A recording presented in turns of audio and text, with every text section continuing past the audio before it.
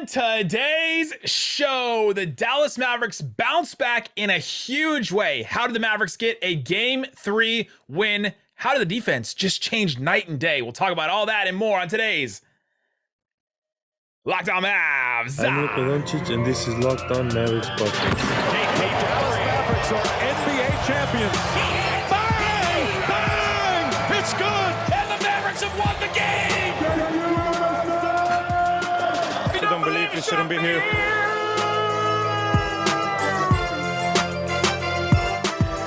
And welcome. You are locked on to the Dallas Mavericks. My name is Nick Angstadt, media member and NBA channel manager for the Locked On Podcast Network. Thanks for making Locked On Mavs your first listen every day. We are free and available on all platforms, including YouTube, where the best way you can help us grow is subscribe and leave a comment below. Comment. Go comment. Let's go, Mavs. Go comment. Actually, here we go. Happy birthday, CP. Go comment. Happy birthday, CP. Go comment. Happy birthday, CP. Here and on Locked On Suns. Go comment. Go Mavs. Comment. Happy birthday, CP. Whatever you guys got to do. And joining me, as always, letting it ride, my co-host, writer, and contributor at Mavs.com. The carpool person, the one more thing king. What you got for me, Isaac Harris? Mavs are alive. Let's go. The series has started. Mavs have won. No one's won on the road yet. The series hasn't started yet. It doesn't start until somebody wins on the road. Suns didn't get that win on the road. Dallas Mavericks get the win. We're letting it ride today. Letting it ride. Happy birthday to Chris Paul. Happy birthday to the best. Happy birthday, CP. Happy birthday to the best 37-year-old NBA player, Chris Paul. Good night. Dallas Mavericks win 103-94. Jalen Brunson shows up in a massive way. The Mavericks defense shows up in an incredible way, holding the Suns under 100 points and just 94 points and to 106.8 offensive rating after the 144-point offensive rating they had in game 2. Just incredible overall. And honestly, you and I were on here after game 2, and I was on with Brendan Clean for the crossover yesterday, and I had no hope. I had no, what was the adjustment they were going to make? And I got on the crossover, and Brendan and I were trying to go back and forth, and he's a pretty good basketball mind, and we were like, what's the adjustment? What do they do? What's the change?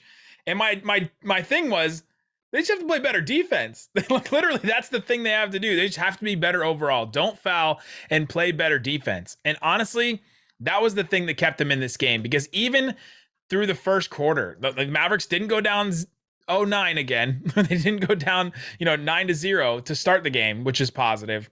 But even the shots that the Suns were getting when it was like 9-3 or something like that, the Suns were taking their lead early. The shots that the Suns were getting were tough. Booker was making some tough shots early. He had those 2 shots that he made early in the game, and the Mavs were forcing them to take some tougher shots. In this game, the Suns only shot 10 of 31 from the mid-range. They made a bunch of threes, but they didn't take a ton of them. They only took 28 threes, and they only took 17 shots at the rim. It was just the Mavs were kind of forcing them to play the game that the Mavs normally try to do with their defense. And this game, it just worked. Story of the game was at the rim or in the paint. Let's just say in the paint. Phoenix, 16 of 36 of field goals in the paint. They missed 20 shots in the paint. You go across the board to Dallas in that. Dallas made 25 shots in the paint. They were 25 of 41. They attempted 41 shots in the paint. Kevin O'Connor, I think that's the story of the game. The story of the game for me, for Dallas' side, is you attacked. You attack. Yeah. The amount of times we're up in the press box and Jonathan Sharks and I are going back and forth. Brunson would drive in and we just look attack. You got to keep attacking. Kevin O'Connor after the game had put a good tweet out. He said Jalen Brunson drove through the basket 26 times in game 3. He only had 23 combined in games 1 and game 2. That's the story right there. That's it. How do we change some things up? How do we get Brunson more involved? And it's them getting into the paint, scoring the basketball, points in the paint battle tonight. Dallas 50, Phoenix 32. Like, that's the game. That's what decided this entire game. And shout out to, Phoenix having DeAndre Ayton. So, well, Jalen Brunson. Mavs lost the rebounding battle, by the way. Just wanted to point that out. Just leave that one there. Jalen Brunson took 7 shots in the first quarter. I mean, they were coming out of the game and they said, all right, we're going to design some of these. We're going to assign some of these possessions, design or assign, either way, these possessions for Jalen Brunson. They were so intentional. You could tell that Luka would pass off to Brunson and be like, all right, it's your turn. You cook, right? I got to save my legs. I got to be ready for the fourth quarter. And Jalen Brunson, you got to get going. And so it's not like they even ran plays for him. They just kind of were like, all right, this is your time right now. And what Jalen Brunson was able to do was he bullied Devin Booker a little bit. He's strong. I think he's stronger than Devin Booker, like, because Brunson's stockier. And so he was able to get a body into him. And they were trying to, draw fouls and all kinds of things. And Jalen Brunson was able to play his game a little bit, get his stop in his jump stop kind of thing where he throws the ball up or takes a jumper or things like that. And that was finally going for him. He couldn't get anything going in the first 2 games. And in this game, they intentionally went to him and he was able to make it happen. And that's a huge, big difference for this game. Jalen Brunson led the Mavs in scoring, 28 points, had 5 assists. Nobody on the Suns even had 20 points. So Jalen Brunson was outscoring everybody on the other team. We talked about where in the hierarchy, if you had, say, take Luka number 1 overall, if you're going to draft from these 2 teams, how many Suns do you take before you take Jalen Brunson? And according to this game, Jalen Brunson rose up the ladder a little bit. Just looking at this game, we were saying before, how does he get there? Well, he gets there by being aggressive. He gets there by converting these shots, and he did it in this game. That's the thing. Game 1, game 2. There were at least four Suns players that outplayed him, at least. For sure, at least. And for Dallas to have a shot, obviously tonight he outplayed, almost, you want to make the argument he outplayed all everybody except for Jay Crowder, pretty much. But you don't necessarily need him to outplay all the Suns guys, but you at least need him to be up further that ladder a little bit of, 3 or 4 on that list instead of 5 or 6. But Brunson, I thought, obviously Dallas went into this game, I was on 2 pods ago talking about Luka's, fourth quarter and, Luka struggled a little bit in that last game.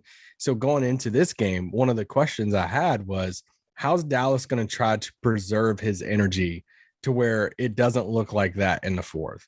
Yeah. And I thought they did 2 things early on, 2 things in the first quarter, first half, really, that I thought preserved his energy. It was 1, getting Brunson more involved, running more plays through him, having him attack. Even some of the shots that Brunson was taking in the paint, they weren't really great shots sometimes. It was just like, but it's kind of like I don't even know what the phrasing is of this, of like the, he's got to get his rhythm somehow. By attrition, just take it. Like war of attrition, right? Like, sure. Yes. Just take it. Even if it's a bad shot, it at least shows some type of, like, it's a different look to the offense and it's preserving Luka a little bit. And then the second thing is we'll talk more about Luka's game, but they got Luka in the post, and you preserve Luka's energy more in the post compared to 30 feet out, ISO it out, or high pick and roll. And you just got to like create something from the perimeter type thing. I thought those 2 things helped preserve, some energy for Luka.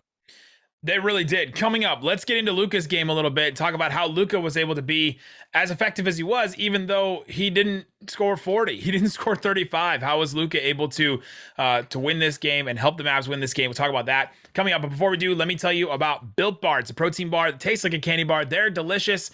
After a game where you just go 40 minutes, balls to the wall, you need to re-energize with some protein bars. Check it out.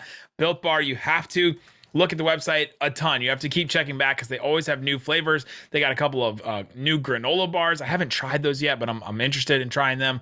Churro Puffs are always really good. That's a bar covered in 100% chocolate with marshmallow in the middle of it. 140 calories, 17 grams of protein, 6 grams of sugar. Go check it out. Built.com. The promo code is LOCKED15. Get 15% off your entire order at Built.com.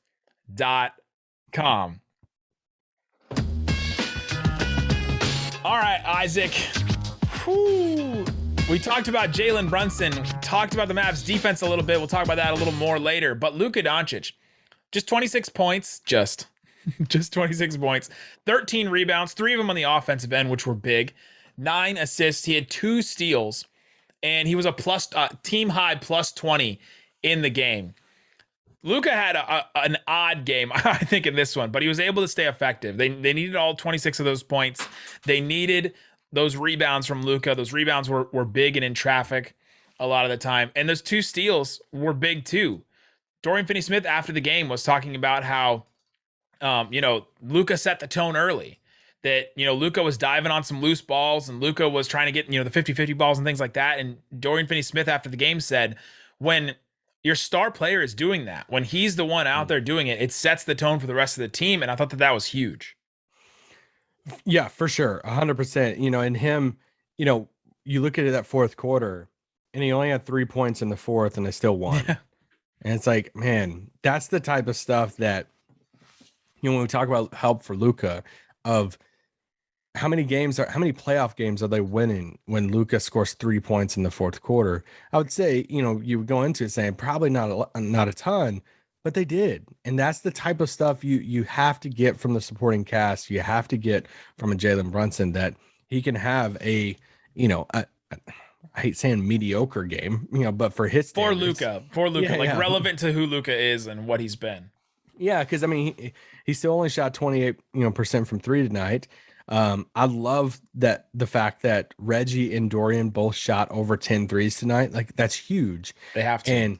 But I love going back to that point I made a little bit ago of them getting him into the post. I thought was a brilliant move of not just preserving the energy, but also that's another way for them to get him into the paint. They were talking about, I think it was Brunson post game was talking about, he brings so much gravity to the team, but even when he doesn't have the ball, he has gravity on the floor, especially when he ggets into the paint.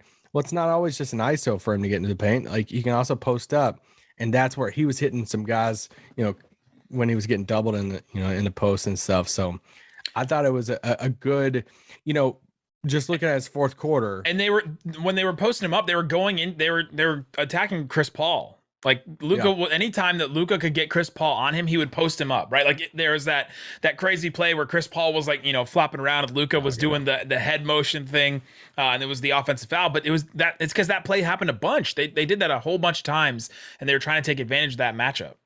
Yeah, and Devin Booker, I think anytime Booker's on him, just take Booker to the post. Like, he was just going right through him. I read this, this piece of, I think it's the Suns SB Nation piece earlier in the day. Called, that. And not White Side, Bright Side. Bright Side of the Sun. But it was basically an article saying the Luka rules. Like, Phoenix is rolling out the Luka rules right now against Luka, and a nod back to, Bad Boys Pistons, Michael Jordan stuff back in the day, the Jordan rules.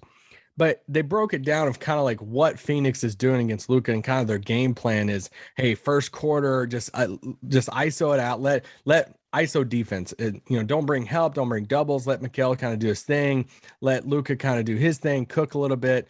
Third quarter starts, bring the blitz, bring the doubles, try to wear him down a little bit more. And then the fourth quarter, just attack him defensively over and over again. I was a little, so I was watching that. And then I was, specifically watching for the fourth of saying, how are they going to attack him? Because we made a huge deal about that. It was a big deal. I still stand by all of my comments. I don't give a crap anyway, but I still stand by that. And I was watching this fourth quarter, and I thought he did a better job in the fourth quarter day. Definitely. They also missed shots because there were times that they were bringing him up and targeting him, and, time after time in the fourth too. And they were getting open shots. They just missed them. But I thought Dallas, they had to think of some ways to preserve some of his energy in the fourth. And it was like the combination of he had more energy, they missed the shots, and also Phoenix kind of like leaned away from it a little bit. It kind of surprised me that they didn't go at it more. Even when he was in foul trouble, I didn't think that they were going after Luka as much. And honestly, some of Luka's fouls that were called against him were dumb. Yes, the Crowder one made no sense at all. I mean, there's some weird ones, but he was in foul trouble because he was being more aggressive on defense. Like, because he was trying, he was up in guys' faces. He was trying out there. He was diving on loose balls. Like, he was doing all that stuff that you want him to do. He had a couple steals, and that was a big thing. And Jason Kidd called him out. Like Jason Kidd called out his defense, and the head coach goes in front of the media and everybody and calls out. I think that's only the second time that we've heard Jason Kidd call out Luka. And by the way, it is the second time. The first time was earlier in the year when he called him out for hanging his head and, when they were missing threes and arguing with the refs and things like that with fouls. That was a whole thing early in the year. Did we ever hear Rick Carlisle do that? Ever call out Luka Doncic? I don't know about publicly. Right. Like, I don't know if we ever heard that and whether he thought that was a good thing or not, but it shows you the relationship between Luka and Kidd, that Kidd felt comfortable enough to be able to do that, and that he only picks his spots. Like Jason Kidd, usually when he talks to the media, he just can't. Sometimes I think he just goes up there and makes things up. He's just like, yeah, that was good. We got to get better. We got to play better defense. Yeah, he's a basketball player. Things like that. He just goes up and he's like, "Good morning, Isaac." He had a question. World. He had the answer pregame. Somebody asked him about defending Chris Paul. He's like, "Yeah, our bigs are gonna get a chance to guard him. Our smalls, even our mediums, are gonna get a chance to guard." I'm like, what? Happy birthday, CP. But he picked that spot to call out Luka, and he felt like it was necessary and felt like it was a moment where Luka needed that little extra motivation, that little extra push. And and it seemed to have worked in this game. He stepped up defensively, and the Mavericks overall were just so much better defensively in this game. Like calling out rotation, the rotations were so much better in this game. The Suns only shot 28 threes. They took a bunch of mid-range stuff, which is what the Mavs defense tries to get you to do.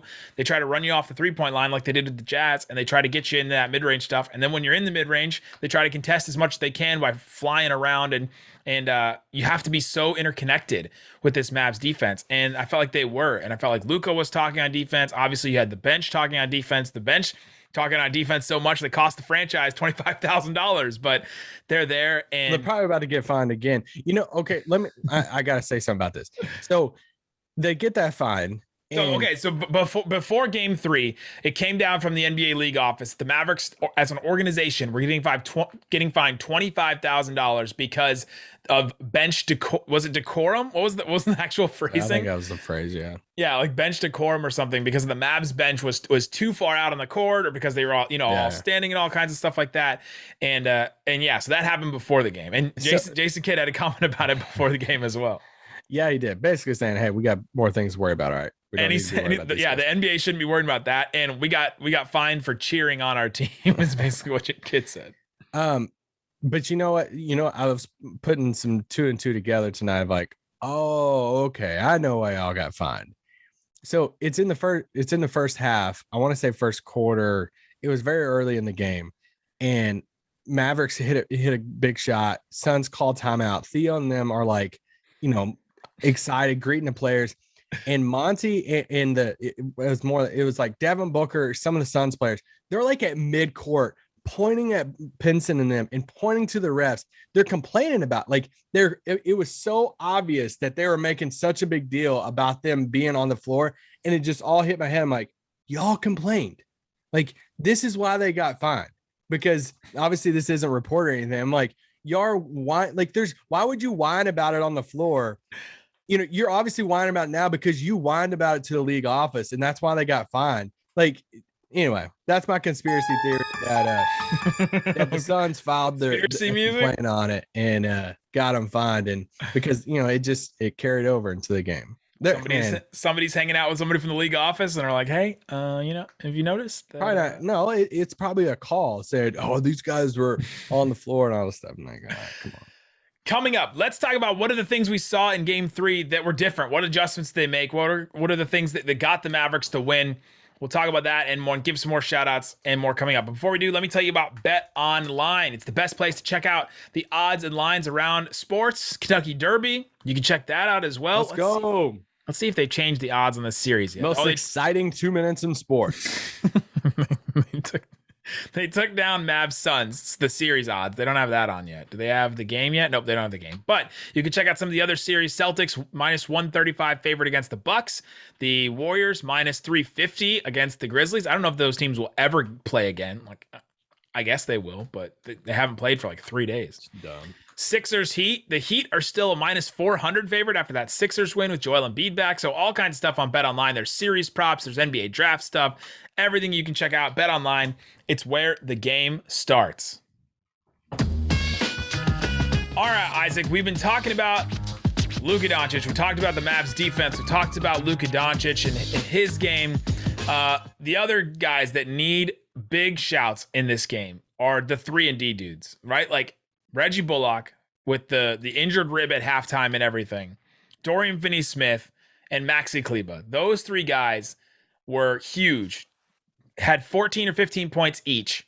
Were playing great defense. Maxi played 33 minutes. Both of Reggie and Dorian played 40, 42 minutes. Those guys, they all had 3 steals. Actually, Maxi had 3 blocks instead of 3 steals, but those guys were so massive for this team. Luka credited them and said that Bullock and Finney-Smith are the leaders of the defense, and they were such a big part of this win. But those guys to be able to stay in the game, Dorian had foul trouble in game 2. He only played 20 minutes, so for him to play his full complement of minutes was massive for this team. But those 3 guys, I think, just they mean so much to this Mavericks team. And I was driving home from the game. This is so stupid, but I was driving home from the game going, I don't think the Mavericks win that game if Lauri Markkanen is playing Maxi Kleber's minutes.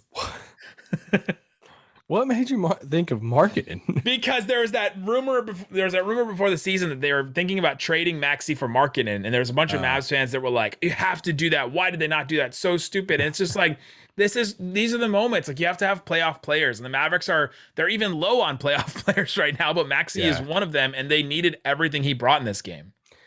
Maxi's so huge for this team. You know, they're basically just spot starting Dwight right now. And, you know, we were talking before this pod that, you know, a way to look about how the Mavericks, you know, kind of roll out their minutes is, okay, who can burn some minutes? Like, it's not that you want to play. It's not that you want to play Dwight Powell. Like they're seeing the same numbers we are. He's not having a good series. This isn't a series for him, but you can't play Maxi 40 minutes. He just can't hold up that well. So you got to find somebody like Dwight. Can you burn 10 minutes? Can you make it serviceable 10 minutes? And he did. He burned those 10 minutes tonight. He was a +2. But wait. Hold on. I gotta drop for that. This is a positive world. We'll take the positive. He was +2. That's the end of that drop, by the way. I always stop it in the middle. And you know, the other thing, you know, we joked after game 1. I think it's kind of ironic because we joked like, hey, can Josh and Dwight play in the series? And that was a real thing. And you know, this is one of the things we've been clamoring for is Frank playing over Josh, the French Prince. And it happened, you know, and once again, it's not that you're like dying to play Frank Ntilikina. Can you burn some of these minutes? Like we have to have somebody log some minutes and not hurt the Mavs, right? And not hurt them. Yes, and I know the plus minus stuff doesn't show Frank Ntilikina's like impact in this game, but I thought he played better defense than Josh. I thought he made better decisions than Josh. Like right now, there's no reason why Josh plays over Frank again this series, unless there's an injury. There's a stat going around that Devin Booker, when guarded by Frank Ntilikina, was 1 of 8 with 6 turnovers. That's not a correct stat. So if you see that anywhere, it's just when Frank's on the floor. But when Frank was on the floor, Devin Booker went 1 of 8 with 6 turnovers. Like, Frank guarded Devin Booker a lot when he was on the floor. It wasn't every single possession, but that's notable. Like, that's notable that he held his own a little bit there. He's long. He can, you know, he's played in the NBA. He's a better defender than Josh. He is, yes. He's played in the NBA for like what? He was in Dennis's draft. Like he's been in the NBA for longer than Luka has, and so he's. What, is that the same Dennis that you have a Top Shot? I do have a Top Shot of Dennis. Okay, I didn't know if that was the same one. I do have one, but that experience matters. He's just been in the league longer. He's played minutes more, or played more minutes, whatever you want to word that. But yeah, I just thought like that was important. Davis burned a couple of minutes. He didn't really do anything. He just had a couple of fouls. But Davis's bigger moment was talking his stuff to Devin Booker, because Devin Booker didn't. I mean, he went back and forth with that Mavs bench tonight, especially late in the game. And he like went. It was Bertans that he went after one time, and it was. I was surprised Booker didn't get a tech for his interaction with the bench tonight. Yeah, you gotta notice it, and the refs in this game didn't notice